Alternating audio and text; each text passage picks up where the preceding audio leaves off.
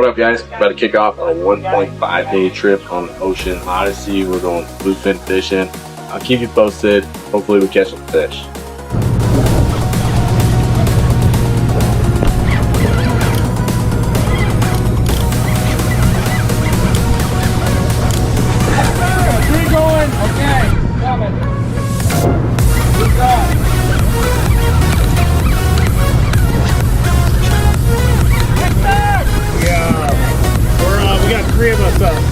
He's on the bow already.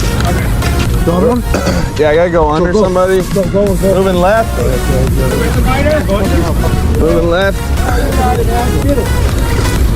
Moving left. Coming over under. I got color.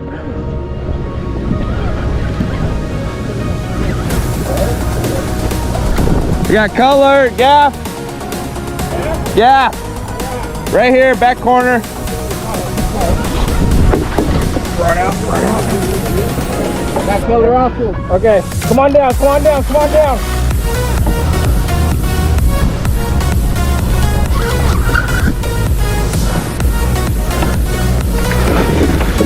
Woo. Nice. Let's see what we got. Come on down.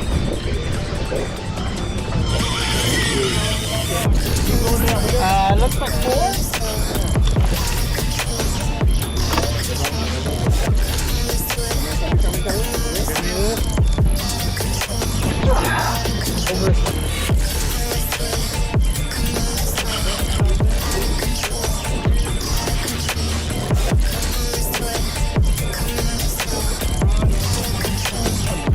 Yep. Need a gaff? Oh, you got? All right, cool.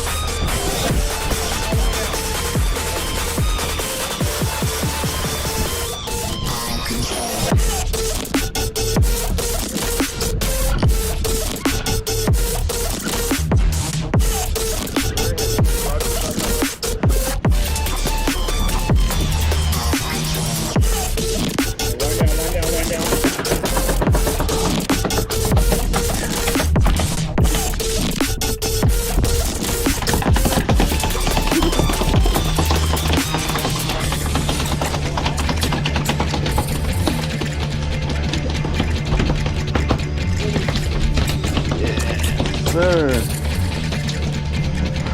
Whew.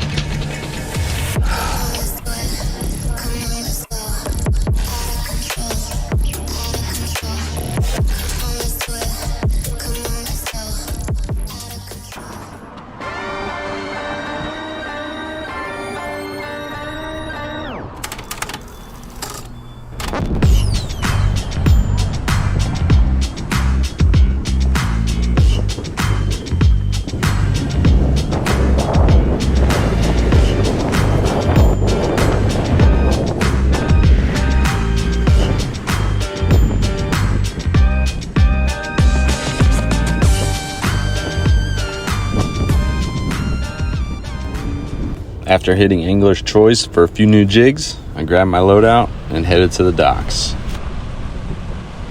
Everybody loaded up their gear and was excited to get to the tuna grounds.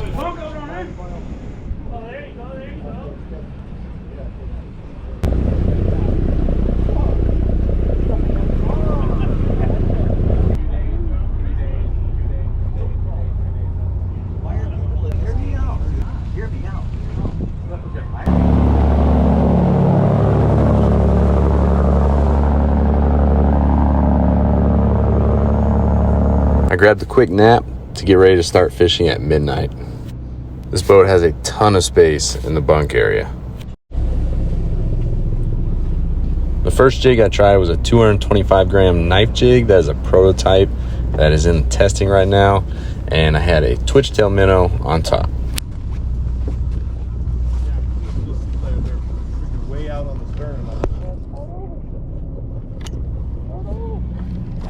Having marked line is crucial at night when you're dropping those knife jigs or flat falls, so you know you're getting into the zone and all the way through the zone, so you're working that jig past the fish, and then up through the fish again.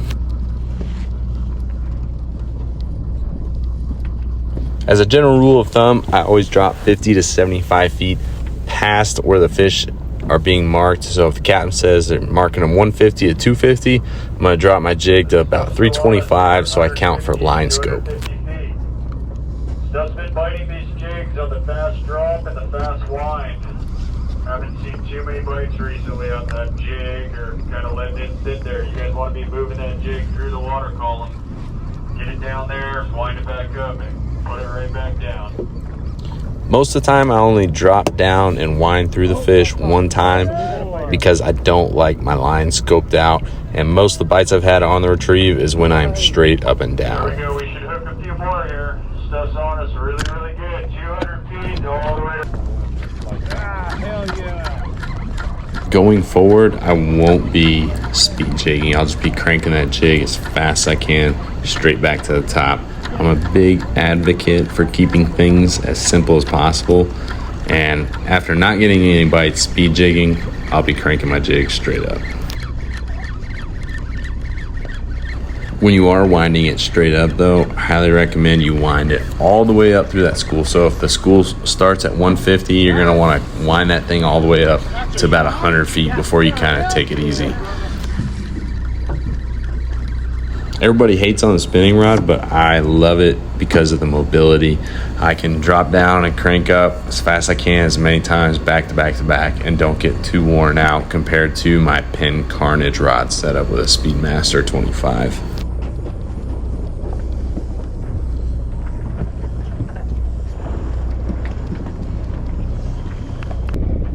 On one of the first stops of the night, guys put a couple fish in the boat, but nothing to jump up and down about.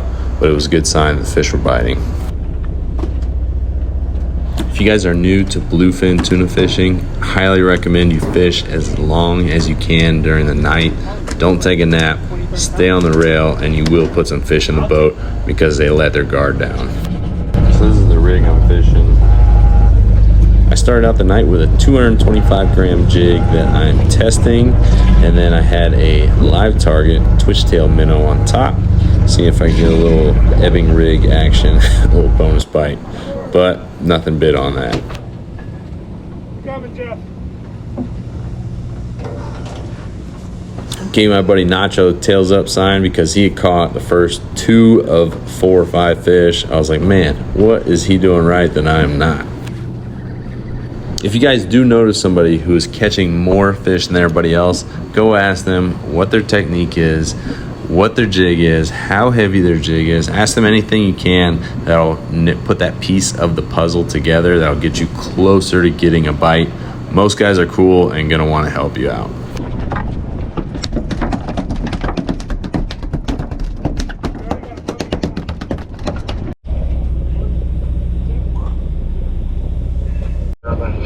As soon as the sun came up, we started throwing the fly line. And me being a dumbass, I pitched out while we were still on the slide. And I started thinking about it afterwards. And if you're trying to get bit on the drop, you're not going to be able to tell if the boat is still sliding pretty fast. So from now on, I won't be dropping my jig on that first initial drop, when they're marking them. I'm probably going to let the boat slow down and just barely be sliding before I actually drop my jig. When I went bluefin fishing on the Producer in May, a lot of guys caught more fish during the day on smaller profile jigs like the tungstens, the small Shimano flat falls, or the Colt snipers. But on this trip, the fish were definitely more keyed in on the fly lines during the day, but you had to soak it for a long time. It wasn't that crazy bite where you flick it out and get bit in the first 10 seconds. It was a long soak, and you had to get that bait way out away from the boat before you'd get bit. I'm telling you guys, the Ocean Odyssey has the food figured out. That was one of the best breakfast burritos I've ever had, but the food the entire trip was excellent. And here is where I zigged when I should have zagged.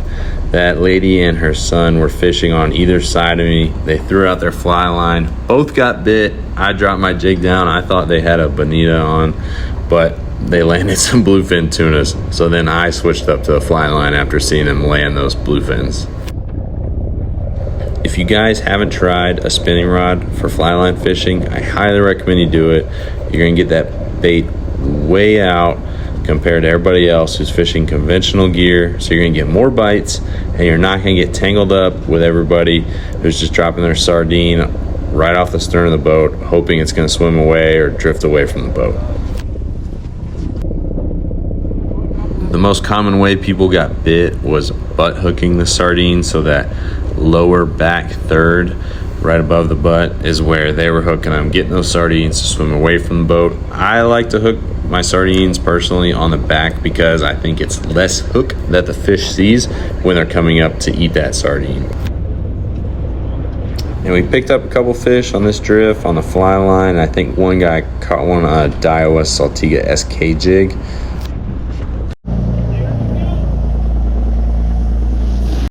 We did do some trolling in between schools of fish, but we didn't get any bites. After watching some people catch some bluefins, I decided to reevaluate my gear. I swapped to a number 1 size Owner Muto hook. I had the 1/0 originally on, but I just downsized it a little bit to a number 1.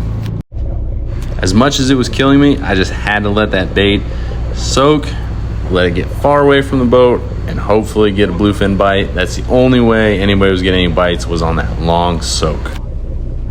That's the cool thing about the spinning rods. You can just kind of work around people and not worry about getting tangled up because you're getting that bait way farther out, so you're avoiding a ton of tangled mess.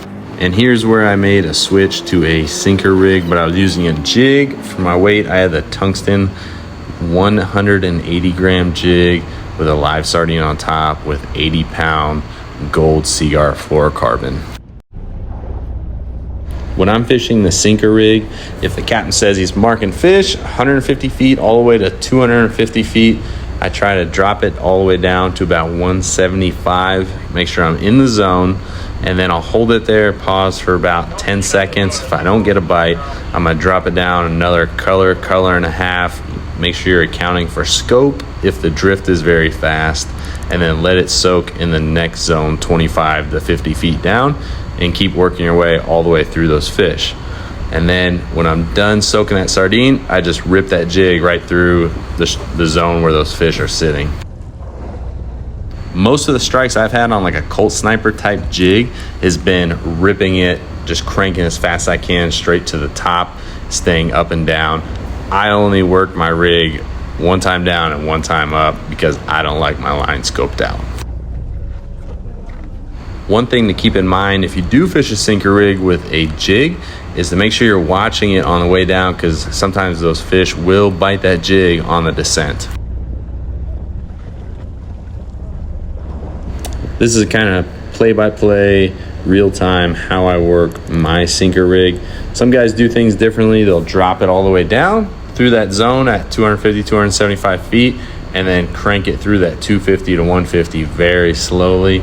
I personally like to drop it, let it soak, drop it, let it soak about every 25 to 50 feet. My buddy Kevin was all the way up on the bow. He started in the stern and just let that sardine soak, let it get far away from the boat, and he got bit. So I moved up to the bow of the boat.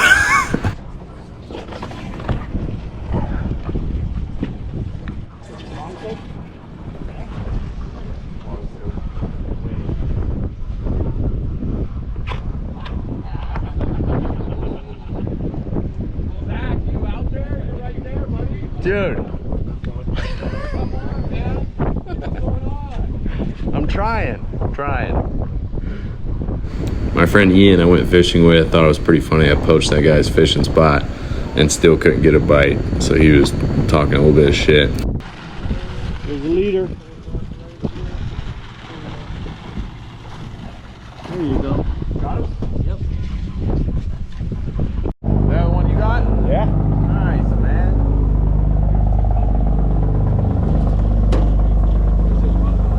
The bite. Get them on out. Right hand side of the boat. Back of the boat. If you guys are fly lining for bluefin, I highly recommend you be pretty generous with your leader. I'd recommend at least 3 foot a leader.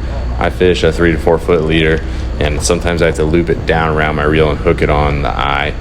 then also, if you get like a bad bait that's bloody, looks like it's half dead, just go ahead and swap it out for a new one. Sometimes you can't tell when you're looking at them in the bait tank, but just take the extra second, get you a fresh bait that's going to get out away from the boat and get bit.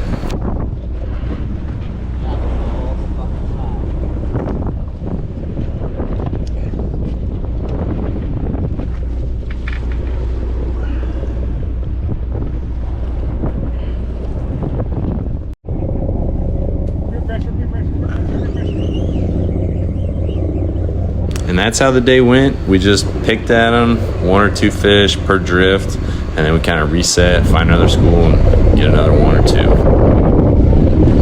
2. Ian's talking mad shit this whole time. Hell yeah. Can't wait. Neither one of us had caught a fish up until this point, so we were both talking a little smack. Got him. As the sun set, I was hopeful the tuna would get in a biting mood finally, and it didn't take long until we found a school that was willing to bite.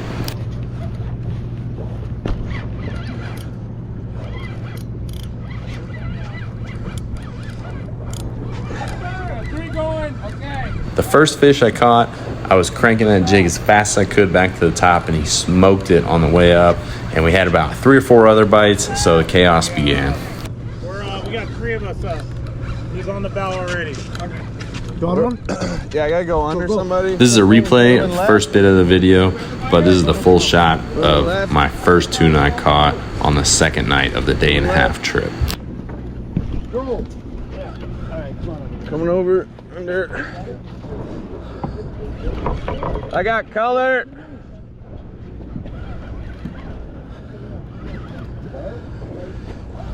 I got color, gaff. Gaff. Right here, back corner. Right out. I got color also. Okay, come on down.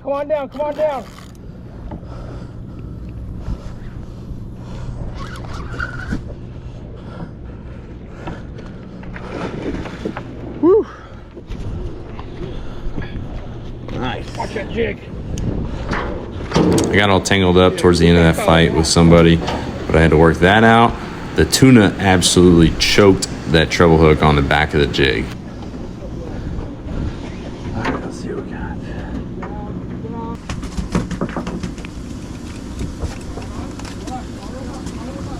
Number 22. All right, clear. Thank you. Which white line is this?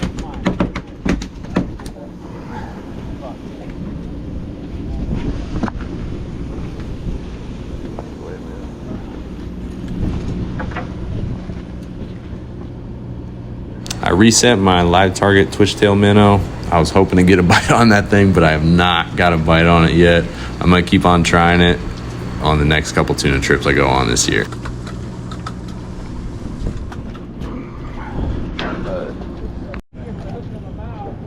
Right here, the guys were throwing some sardines overboard to try to chum up the fish a little bit. So I was trying to drop my jig right there in case some of those tuna were rising up to feed. My jig would be going by them. That first bite I got, I was whining as fast as I possibly could when I got bit.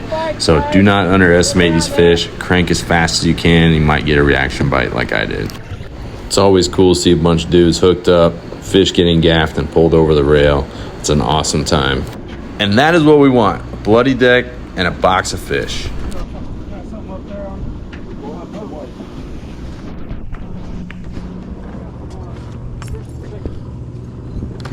I like to pitch my jig out towards where we're drifting to, because that allows my gear to stay straight up and down while it's in the zone where the fish are. And in my experience, I get the most bites when I'm straight up and down. That first drift ended up being a good one, landing 5 or 6 tunas and hooking a couple more. Not too many guys lost fish, which is a good sign. Guys had their gear right, but sometimes the fish just come unbuttoned.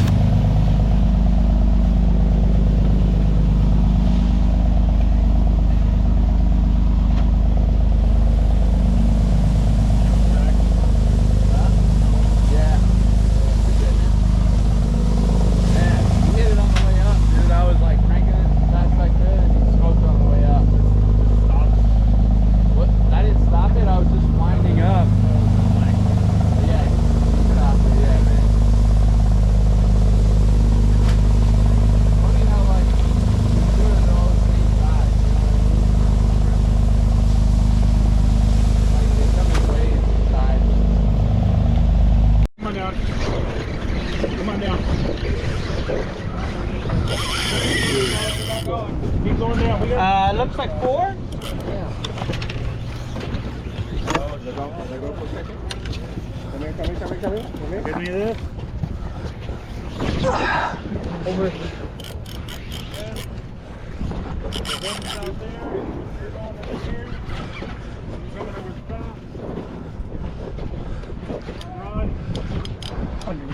Yep.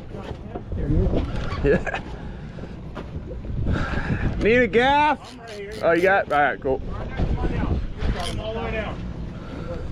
The second tuna I hooked, he bit it on the drop. I was in the starboard stern, and he took me all the way up to the port bow in a matter of about a minute. So make sure you're chasing those fish, trying not to get tangled, and following where they're going, and you will land more of your fish. Wind down, wind down, wind down.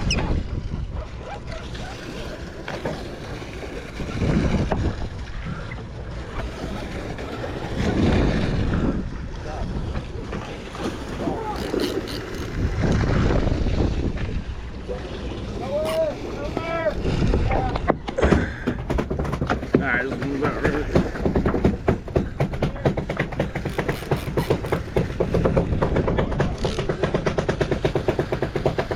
Come on, wind down, wind down, wind down. There you go.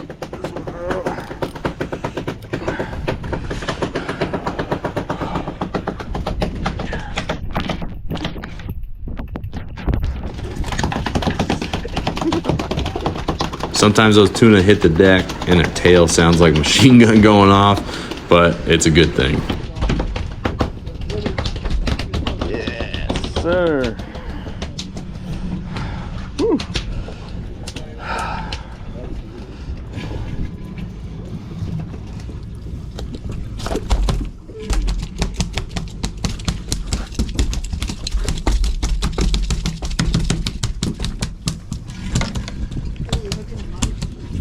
Yeah, I got him in the mouth in this one. Snagged him on the side, yeah.